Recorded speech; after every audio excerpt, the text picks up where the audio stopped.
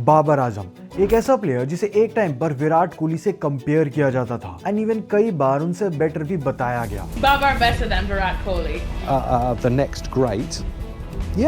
Yeah, I think he has. I think he's stood out. जिस player ने T20 और ODI format में number 1 का स्पॉट हासिल किया हो और जिसे एक टाइम पर पाकिस्तान और पूरी दुनिया का नंबर 1 बैट्समैन बताया जाता था। Sharma, Virat Kohli, David Warner, Kane Williamson, जो रूट है, लेकिन बाबर आजम के पास अलग लेवल की quality. Modern hero, the captain, the leader. वही प्लेयर आज के टाइम में बहुत बुरी फॉर्म से गुजर रहा है एंड इवन उसे आज के टाइम में हर जगह से बस हेट और ट्रोल ही किया जाता है। तुमने गलत लोगों को प्रमोट किया, तुमने गलत लोगों को आगे पुश किया, तुम शुरू से फ्रॉड हो। दुनिया का सबसे गंदा प्लेयर पता नेवला है जो अपनी टीम को निकल जाता है और साथ में जिम्बाबर के नाम से भी बुलाया जाता है। खराब फॉर्म के साथ 2 साल तक कोई सेंचुरी ना आना, टीम के internal issues and even temporary captaincy resignation. पिछले कुछ सालों में बाबर आजम लिटरली अपनी पीक से बॉटम को हिट कर चुके हैं एंड इवन लास्ट मंथ हुई बिग बैश लीग में भी वो एक जोक बन चुके हैं। पर आखिर ऐसा हुआ क्यों? जिस प्लेयर को एक टाइम पे नेक्स्ट लेजेंड एंड गोट कहा जा रहा था, जिसकी हाइट बहुत ज्यादा थी, वो आज रन्स मारने को भी तरस रहा है और बस अपनी फॉर्म को ढूंढने में लगा हुआ है। क्या इसमें पाकिस्तान क्रिकेट की गलती है या फिर वो हमेशा से एक मिड लेवल प्लेयर थे और पाकिस्तानी मीडिया ने उन्हें ओवर हाइप कर दिया था? चलिए समझते हैं इन सब चीजों को और बात करते हैं बाबर आजम के डाउनफॉल की, वो भी शुरुआत से। तो 15 अक्टूबर 1994 को पाकिस्तान के लाहौर में बाबर आजम का जन्म हुआ। आप में से शायद काफी लोगों को ये नहीं पता होगा कि बाबर आजम अपने इंटरनेशनल डेब्यू के कई साल पहले से ही पाकिस्तान टीम का पार्ट थे एंड इवन ड्रेसिंग रूम और सभी प्लेयर्स से फेमिलियर भी थे, एज वो पाकिस्तानी क्रिकेटर्स कामरान अकमल, उमर अकमल और अदनान अकमल के कजन हैं, जिस वजह से उन्हें बचपन से ही क्रिकेट का एनवायरनमेंट मिला, एज वो अपने कजन्स की स्टोरीज और चीजों से इंस्पायर हुए और फिर यही एक रीजन था कि वो गद्दाफी स्टेडियम में एक बॉल बॉय बन गए even before starting his own cricket career. And वही एक पॉइंट बना जहां से उन्होंने अपने क्रिकेट करियर को शुरू किया। वहां उनके कोच बने राना सद्दीक, जो कि उनके फर्स्ट कोच भी थे और फिर वहीं ट्रेनिंग करने के बाद वो सेलेक्ट हो गए पाकिस्तान की अंडर 19 टीम के लिए। बाबर ने साल 2010 और 2012 में पाकिस्तान की अंडर 19 टीम के लिए खेला, जिसमें से 2012 के एडिशन में उन्होंने कैप्टनसी भी करी थी और इन दोनों ही वर्ल्ड कप्स में वो पाकिस्तान के टॉप स्कोरर और मैच हीरो रहे थे और उनकी इसी परफॉर्मेंस की वजह से उन्हें डोमेस्टिक क्रिकेट में और खेलने का मौका मिला, जिसके बाद उनकी एंट्री होती है सीनियर टीम में, वो भी एक ऐसे समय में जब पाकिस्तान के हाल उतने अच्छे नहीं थे। बड़े प्लेयर्स जैसे कि यूनिस खान, शाहिद अफरीदी और मिसबाहुल हक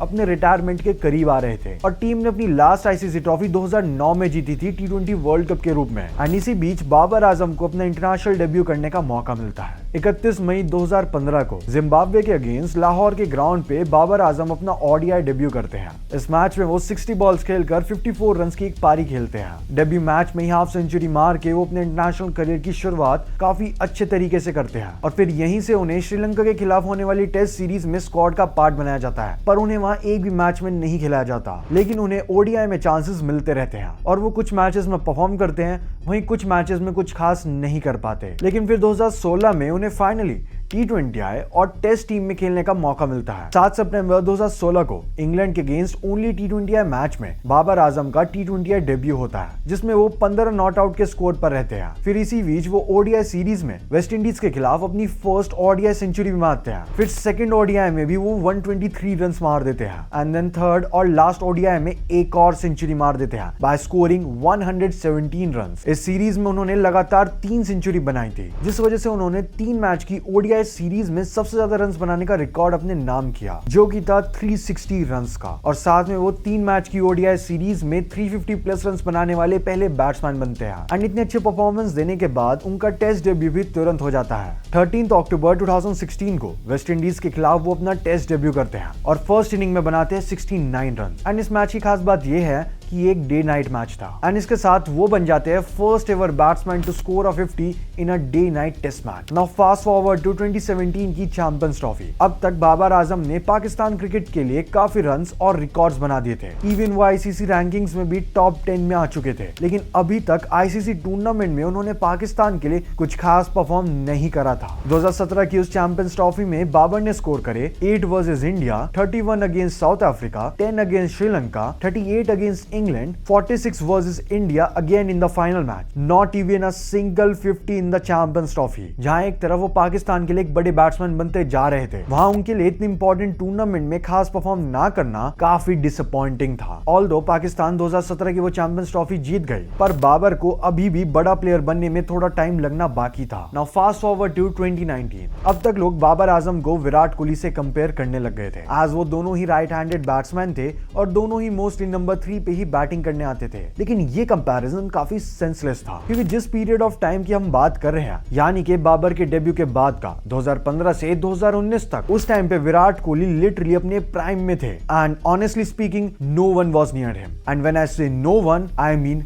नो वन। आज विराट कोहली ने 2016 से 2019 तक टोटल 38 सेंचुरीज और 10,000 से भी ज्यादा इंटरनेशनल रन स्कोर कर दिए थे, और वो इस पॉइंट पे लिटरली एक गोट बन चुके थे। एंड वहीं दूसरी तरफ थे बाबर आजम। अब ऐसे नहीं है कि बाबर ने कुछ खास परफॉर्म नहीं किया था, उन्होंने भी उस सेम टाइमलाइन में कुछ अच्छी इनिंग्स खेली थी, जैसे कि 100 versus Australia eight Adelaide in 2017, 127 against New Zealand in 2018 and 104 versus Australia eight Gauba. And इस टाइम पीरियड में बाबर ने टोटल 4 टेस्ट सेंचुरीज और 11 ओडीआई सेंचुरी स्कोर करी थी, और सभी पाकिस्तानी फैंस एंड मीडिया के लिए he was already an emerging player and even the future of Pakistan. ये जो उन्होंने 15 सेंचुरीज बनाई थी, उनमें से 12 सेंचुरीज या तो वीक नेशन के अगेंस्ट थी या फिर एसोसिएट नेशन के, यानी कि उतनी खास परफॉर्मेंस नहीं थी जिसके बेसिस पे हम उन्हें विराट कोहली से कंपेयर करने लग जाए। और फिर जब 2017 की चैंपियंस ट्रॉफी आई, तब वो उतना खास परफॉर्म नहीं कर पाए और ना ही अपनी हाइप को जस्टिफाई कर पाए थे। एंड इसी वजह से बाबर और विराट कोहली का उस टाइम पे कंपैरिजन लिटरली सेंसलेस था, क्योंकि एक बंदा अपने करियर की स्टार्ट कर रहा था, वहीं दूसरा बंदा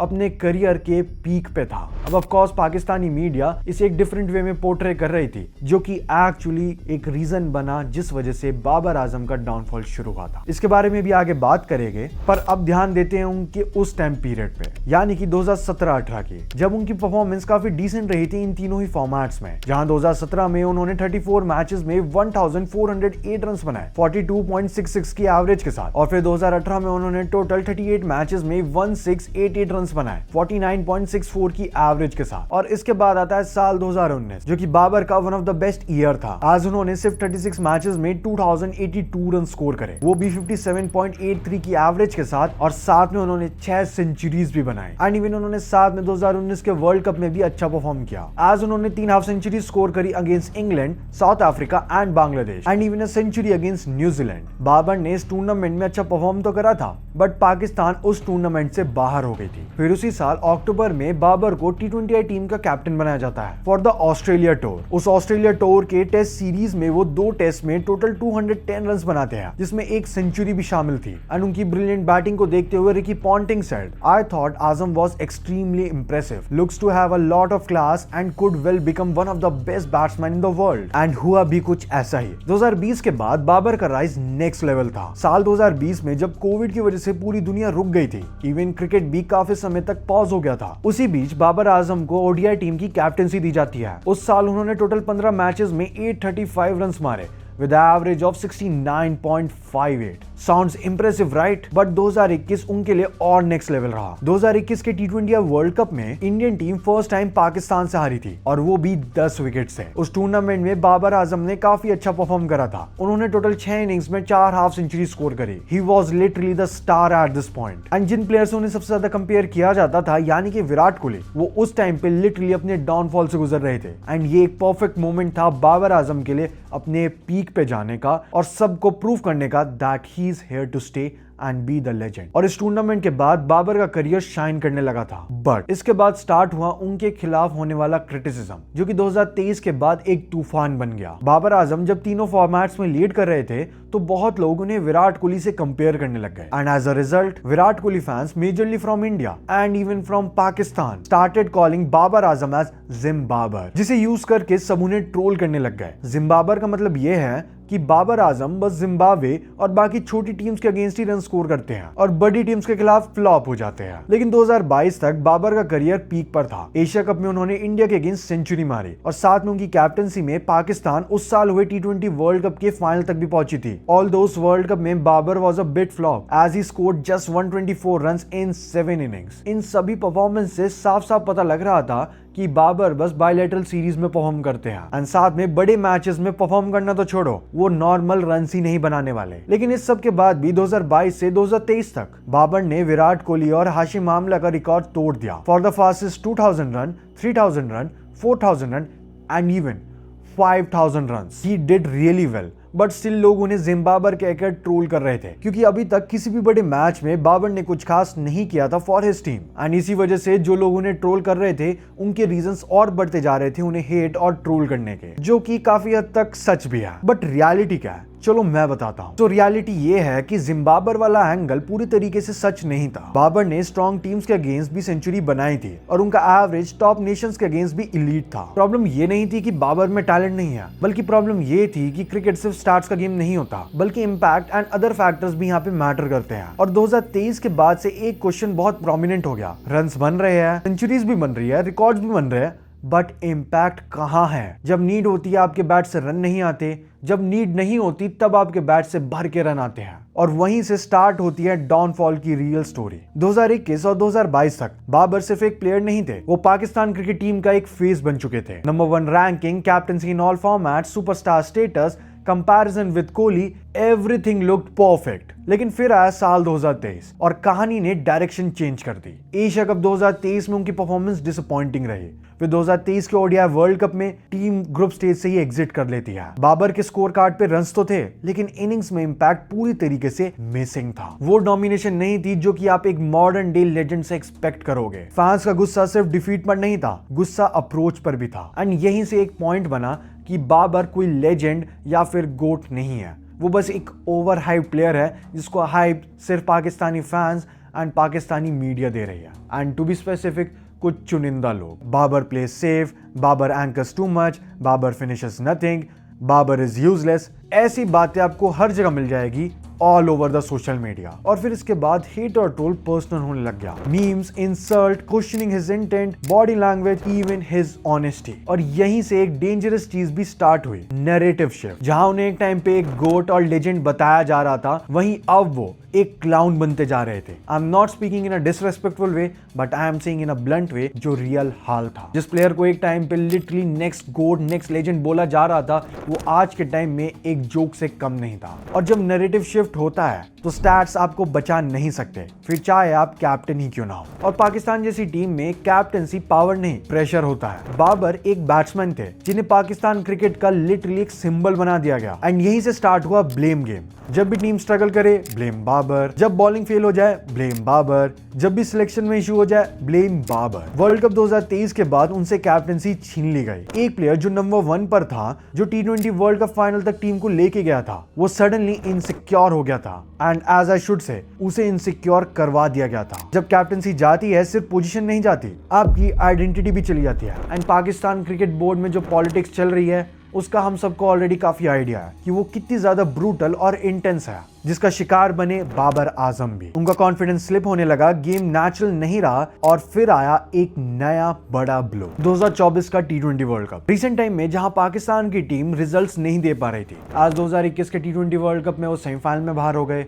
2022 में फाइनल में जाकर हार गए, 2023 में तो ग्रुप स्टेज में ही एग्जिट कर गए। इस वजह से 2024 में उनके ऊपर बहुत ज्यादा प्रेशर था। वहीं पे ये वर्ल्ड कप भी उनके लिए बुरा रहा, जहां पे Pakistan had to face an early exit. Babar का स्ट्राइक रेट एक बार फिर से डिबेट का हॉट टॉपिक था। जिम्बाबर का टर्म अब सिर्फ राइवल फैंस का मीम नहीं था, बल्कि फ्रस्ट्रेटेड पाकिस्तानी फैंस भी उसे यूज कर रहे थे। और यहाँ से सबसे बड़ा चेंज आया, जहां पहले बाबर के रन्स मैच जिताते थे, वहीं अब बाबर के रन्स बस स्कोर कार्ड फिल करते थे। और ये क्रिकेट में एक हार्श ट्रुथ है, that stats will only tell your consistency while impact tells your greatness. And 2023-24 में उनका इंपैक्ट काफी मिसिंग था। जहां पहले लोग उनके लैक ऑफ इंपैक्ट पे डिबेट करते थे, वहीं अब लोग उनके रन्स पे भी डिबेट कर रहे थे। चलो पहले इंपैक्ट नहीं आता था, बट रन्स तो बनते थे, पर अब चीजें पूरी डिफरेंट हो चुकी थी। ना रन्स थे, ना इंपैक्ट था। बड़े गेम्स में पूरी खामोशी थी, नॉकआउट्स में अर्ली आउट हो जाना, T20I में स्लो स्टार्ट देना। बाबर जो पहले फ्री फ्लोइंग कवर ड्राइव्स खेलते थे, वो अब T20 जैसे फॉर्मेट में भी सर्वाइवल के लिए खेल रहे थे, पूरे डिफेंसिव माइंडसेट से। और इस पूरे स्लंप या फिर डाउनफॉल का सबसे बड़ा स्टेज तब होता है जब प्लेयर आउट नहीं होते, बल्कि रन्स मारने को तरसते हैं। अभी डाउनफॉल सिर्फ पर्सनल नहीं था, पाकिस्तान क्रिकेट खुद अनस्टेबल हो चुका था। पीसीबी की पॉलिटिक्स, कोचेस चेंज होना, कैप्टेंसी में म्यूजिकल चेयर की तरह चेंजेस लाना एंड इस सब से पाकिस्तान क्रिकेट की स्टेबिलिटी बिल्कुल जीरो हो चुकी थी। और फिर आया एक शॉकिंग मोमेंट जब पाकिस्तान ने इंग्लैंड के अगेंस्ट मुल्तान टेस्ट मैच में बाबर आजम को ड्रॉप कर दिया। 2 साल पहले जो वर्ल्ड का टॉप रेटेड बैट्समैन था वो 18 टेस्ट इनिंग्स में एक भी 50 प्लस का स्कोर नहीं बना पाया और अपने होम ग्राउंड मुल्तान में होने वाले टेस्ट मैच से ड्रॉप हो गया। इससे ज्यादा डिसअपॉइंटिंग और एम्बैरेसिंग मोमेंट मैंने तो कभी विटनेस नहीं किया। ड्रॉप होने के बाद कमबैक के रूप में बाबर ने साउथ अफ्रीका टूर में 50 रन्स बनाए, followed by 2 another back to back 50 plus scores, जिससे थोड़ी होप्स इंक्रीज हुई। बट ये इनफ नहीं था क्योंकि ओडीआई और टी20 में उनकी फॉर्म अब भी अनस्टेबल थी और फिर उनको सितंबर 2025 में एशिया कप के स्क्वाड से भी ड्रॉप कर दिया गया along with his partner Rizwan. इस पॉइंट पे उनका पूरा करियर डाउनवर्ड स्पाइरल में लग रहा था एंड ऑलमोस्ट सब खत्म जैसा फील हो रहा था। फाइनली एक उम्मीद की किरण दिखी जब एशिया कप के कुछ महीनों बाद 14 नवंबर को श्रीलंका के अगेंस्ट रावलपिंडी में बाबर ने 807 दिन और 83 इनिंग्स के बाद फाइनली अपने सेंचुरी ड्रॉट को खत्म किया 102 रन्स की नॉट आउट नॉक खेलकर। स्टेडियम में काफी रिलीफ था, फेस पे विजिबल सेटिस्फैक्शन साफ साफ नजर आ रहा था और जब रिजवान ने उन्हें हग किया तब एक अलग ही इमोशन विजिबल था बाबर के फेस पे। जो बाबर एक टाइम पे अपने क्रिकेट टीम और वर्ल्ड के हीरो थे, उन्होंने पूरे 2 साल एक विलन के तौर पे गुजारे एंड उन्हें अपने ही देश के लोग हेट और ट्रोल कर रहे थे और पूरे वर्ल्ड क्रिकेट के लिए वो एक जोक से कम नहीं थे। वो फाइनली सेंचुरी बनाकर अपना कमबैक का ऐलान करते हैं। फैंस भी उन्हें पूरा सपोर्ट कर रहे थे एंड यहाँ पे एक इंटरेस्टिंग कोइंसिडेंस भी रहा दैट विराट कोहली जिनसे उन्हें कंपेयर किया जाता था, उन्होंने भी अपने सेंचुरी ड्रॉट को 83 इनिंग्स के बाद ही खत्म किया था। मैं कोई कंपैरिजन या रिलेटिबिलिटी नहीं दिखा रहा, but it's just a coincidence. आज इनमें डिफरेंस काफी क्लियर था। कोहली के लिए वो कमबैक का स्टार्ट था, वहीं बाबर के लिए ये एक ब्रेथ ऑफ रिलीफ था क्योंकि नैरेटिव अब भी उनके अगेंस्ट था for his own intent, for his own approach and for his own playing style. क्योंकि कमबैक की सेंचुरी के बाद आप यही एक्सपेक्ट करोगे कि वो player back to back perform करता रहेगा या फिर एटलीस्ट रन्स तो बनाएगा। मॉडर्न टी20 क्रिकेट में जहां Abhishek Sharma, Ishan Kishan, Finn Allen, Travis Head जैसे बैट्समैन एक्सप्लोसिव वे में खेलते हैं और टीम को एक अग्रेसिव इंटेंट से रन्स बना के देते हैं, वहीं इसी सब के बीच ये स्ट्राइक रेट और परफॉर्मेंस एक्सेप्टेबल नहीं था एंड इवन ऑस्ट्रेलिया के लेजेंडरी प्लेयर मार्क वॉन ने तो ओपनली बोल दिया रिलीज हिम। तो जो प्लेयर कभी ग्लोबल फ्रेंचाइज सुपरस्टार बनने वाला था वो अब ओवरसीज लीग में भी स्ट्रगल कर रहा था एंड लिटरली बेइज्जत हो रहा था। इसके बाद भी नेशनल रिकॉल हुआ ऑस्ट्रेलिया टी20 के लिए, जहां बाबर का रोल भी चेंज हुआ। उन्हें नंबर 4 की पोजीशन के लिए कंसीडर किया गया with the clear aim of anchor, कि उनका काम कुछ इंटेंट या अप्रोच वाला नहीं है, बस इनिंग्स को एंकर करने का है। अगर टीम फॉल कर रही होगी तो उन्हें बस सिचुएशन को एंकर करना है और संभालना है, only if the team is in trouble. And ये शिफ्ट सिंबॉलिक था, as a Babar match winner नहीं, यूटिलिटी प्लेयर बन चुके थे। इवन पीसीबी कॉन्ट्रैक्ट में उन्हें डिमोशन मिला, लिमिटेड ओवर्स में उन्हें स्टैटिस्टिकल वे में ड्रॉट दिया गया। टी20 में जहां उनकी रैंकिंग एक टाइम पे सिंगल डिजिट होती थी, वो अब स्लाइड होकर 31 पे आ चुकी है। ये सब सिर्फ फॉर्म स्लंप नहीं है, ये स्टेटस का शिफ्ट है। एक एलीट ओपनर से, एक फैंटास्टिक ओपनिंग बैट्समैन से एक मिडिल ऑर्डर एंकर बैट्समैन बन जाना, ये एक डाउनफॉल नहीं तो आखिर क्या है। अब बाबर के स्लंप के साथ कई कंट्रोवर्सीज भी आई। श्रीलंका के अगेंस्ट सेकंड ओडीआई में 100 बनाने के बाद जब वो थर्ड ओडीआई में वापस जल्दी आउट हो गए तो उन्होंने बैट से स्टंप को मार दिया, जो कि इक्विपमेंट अब्यूज के अंडर आता है, जिसके लिए आईसीसी ने उन्हें फाइन लगा दिया और एक डीमेरिट पॉइंट भी दिया गया। वैसे तो ये देखने में एक छोटी चीज लगती है, बट जब प्लेयर ऑलरेडी एक लो फेज से गुजर रहा हो और एक्चुअली स्ट्रगल कर रहा हो तो उनके हर एक रिएक्शन को अच्छे से ऑब्जर्व किया जाता है। ट्राई नेशन सीरीज के टाइम पे उन्होंने एक स्टेटमेंट दी जिसमें उन्होंने कहा I don't need anyone to teach me, जिसको सुन के फैंस ने उन्हें एरोगेंट बोला और खूब ट्रोल भी किया। बीबीएल में स्टीव स्मिथ के साथ ओवर की लास्ट बॉल पे स्मिथ का उनको रन डिक्लाइन करना due to his slow batting approach from one end, and फिर उसके बाद उनकी बॉडी लैंग्वेज में फ्रस्ट्रेशन दिखना, ये सब चीजें इंटरनेशनल लेवल पर नोटेड होती है एंड यही रीजन बनता है हेट और ट्रोल का। इवन पाकिस्तानी क्रिटिक्स जैसे बासित अली ने उन्हें मिसफिट फॉर टी20 तक बोल दिया। और जब आपके ही देश के एक्स प्लेयर्स आपके बारे में ऐसी चीजें ओपनली बोलने लगे तो जो नैरेटिव्स आपके हेटर्स और ट्रोलर्स ऑलरेडी चला रहे थे वो और स्ट्रांग हो जाता है। एंड वो एक नैरेटिव नहीं लगता, वो एक रियलिटी लगने लगती है। फिर फेब 2026 में पाकिस्तान की T20 वर्ल्ड कप 2026 के लिए स्क्वाड अनाउंस होती है, with Salman Ali Agha being the captain and with a big surprise Mohammad Rizwan and Haris Rauf being drop from the team. Babar को इंक्लूड तो किया जाता है, लेकिन उनकी परफॉर्मेंस या इंपैक्ट की वजह से नहीं, बल्कि बस एक्सपीरियंस की वजह से। बट कोच ने क्लियर स्टेटमेंट दे दिया था कि बाबर को भी पता है कि उनका वर्ल्ड कप में पावर प्ले स्ट्राइक रेट सिर्फ 86.17 का है, जो कि साफ साफ बताता है कि टीम में कितना कॉन्फ्लिक्ट चल रहा है। एंड बाबर को खिलाने के लिए नहीं, बस एक्सपीरियंस या फिर पीआर के वे में लिया गया। और यही रीजन था, बल्कि मिडिल ऑर्डर में एंकर का रोल करना पड़ेगा,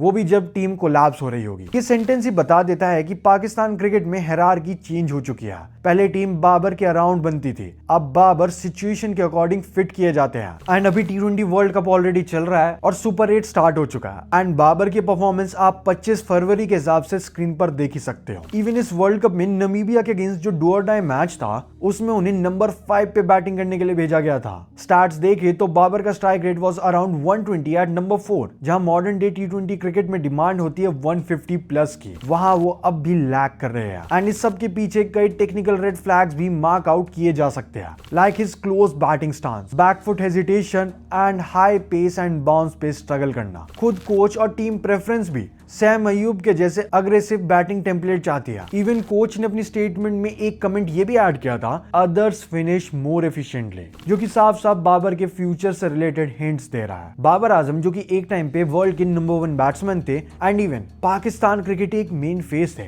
वो आज के टाइम में सिर्फ एक साइड कैरेक्टर की तरह रह चुके हैं। ना उनकी साइड से इंपैक्ट आता है और ना ही अब रन्स बनते हैं। वो टीम में बस एक फिलर स्पॉट की तरह है। अब एक बिगर पिक्चर के वे में देखा जाए तो उन पे अब भी मौका है इवॉल्व करने का, बट अब सब कुछ डिपेंड करता है उनके ऊपर कि क्या वो इस चीज में इवॉल्व कर पाएंगे या फिर वो अपनी इस खराब परफॉर्मेंस को कंटिन्यू रखेंगे और एक ट्रैश प्लेयर बन के रह जाएंगे। अब बचा हुआ T20 वर्ल्ड कप उनके लिए बस एक नॉर्मल टूर्नामेंट नहीं, उनका फ्यूचर डिसाइड करता है कि अगर वो परफॉर्म करेंगे तो उन्हें आगे और चांसेस मिलेंगे, वरना वो स्लोली टीम से और साथ साथ इंटरनेशनल क्रिकेट से फेड आउट हो जाएंगे और जो रिकॉर्ड्स और स्टैट्स उन्होंने अब तक स्टैब्लिश करे हैं वो सब यूजलेस रहेंगे। वेल देखते हैं कि बाबर आजम कुछ खास कर पाएंगे या नहीं, खैर ये तो वक्त ही बताएगा। Well that's it for this video. अगर पाकिस्तानी लेजेंड इमरान खान के ऊपर वीडियो देखना है तो यहाँ पर क्लिक करो। अगर पाकिस्तानी बॉलर्स के डाउनफॉल के ऊपर वीडियो देखना है तो यहाँ पर क्लिक करो। Thanks for watching, see you in the next one.